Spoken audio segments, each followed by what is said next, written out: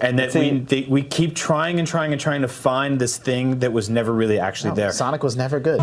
Day, you continue to see Sonic fanboys seethe about IGN's greatest take of all time.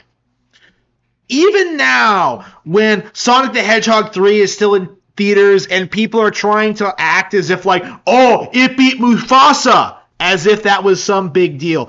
Even now, people will still look back at that video, at that specific quote, and seethe, because they know bone deep 100% that what he's saying is true. Sonic was never a good IP. It never had very good platforming. The levels weren't interesting. The sprites didn't look good. Nobody knows anything about the character other than the fact he goes fast, right? Sonic was always a joke of an IP promoted to autistic children who would go on to create weird crossover fan art with Pokemon. Okay? Like, Sonic is a precursor to everything wrong we see with video games today. Instead of actually playing the game and liking it, people enjoy Sonic for very petty, superficial reasons. They like the design of the character. They like the music. They like the fact he goes fast. But when you really play through these games, when you really start comparing them to their direct competition, the Nintendo platformers, you know, the Super Mario Worlds, the Donkey Kong Countries, the Yoshi's Islands, the Kirby's, what you end up seeing, what you inevitably realize is that Sonic cannot compete with any of it. When you really research the history of the Sonic the Hedgehog IP, when you really look into why people became attached to the character and the idea of Sonic, not the games, the idea, what you inevitably end up seeing is that the character was promoted as an edgier, more hardcore Mario, and it had a spiffy ad campaign. That's it. Everything Sonic is very superficial and very, very flashy. It has no real substance to it. It's kind of similar to Grand Theft Auto in that respect, where you have this big, wide open city where you can kill all these people, and yet there's nothing to do there. The mini games aren't well thought out. The controls are floaty, but nobody cares because, like, oh man, you get to run from the cops. Like, Sonic is the 90s equivalent of that. You know, it was that for kids. It was that for platformers. This was the game made to compete directly with Super Mario and try to steer people away from playing the superior Nintendo console. And it worked for people who don't play platforming games.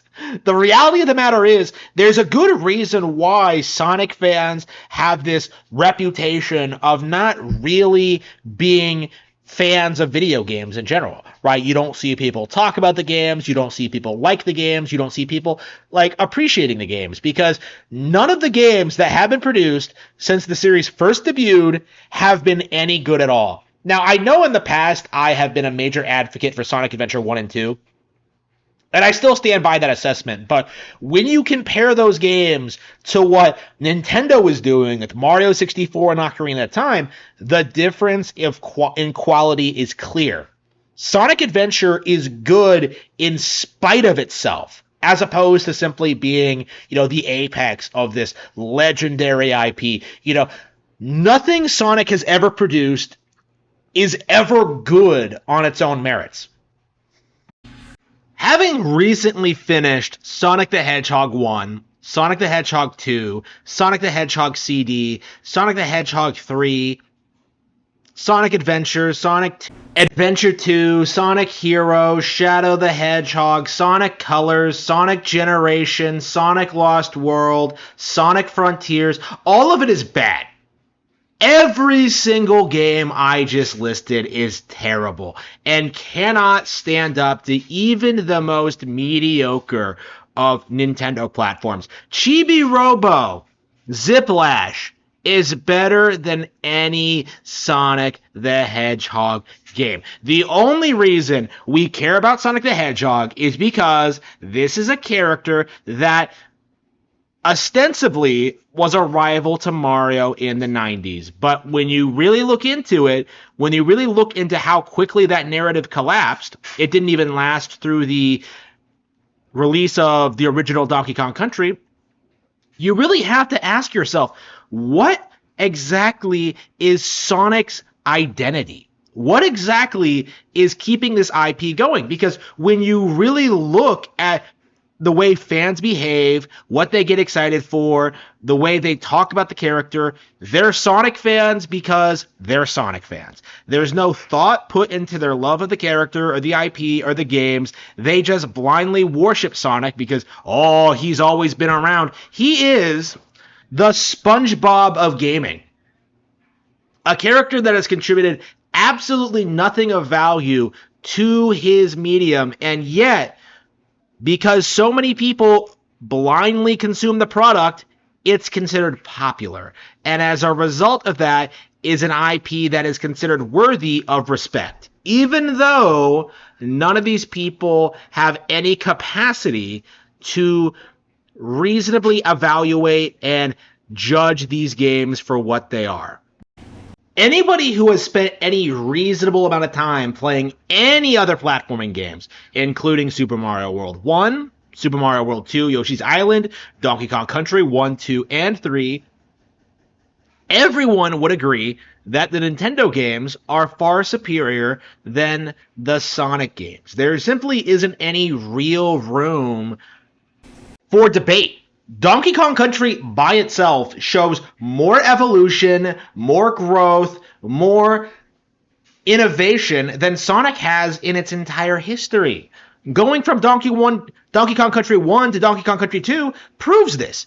Rareware replaced the star character in their game with the sidekick character, and they made it work. Diddy Kong is way better than Sonic ever was, with his awesome jetpack and his peanut blaster and his he plays guitar, boombox.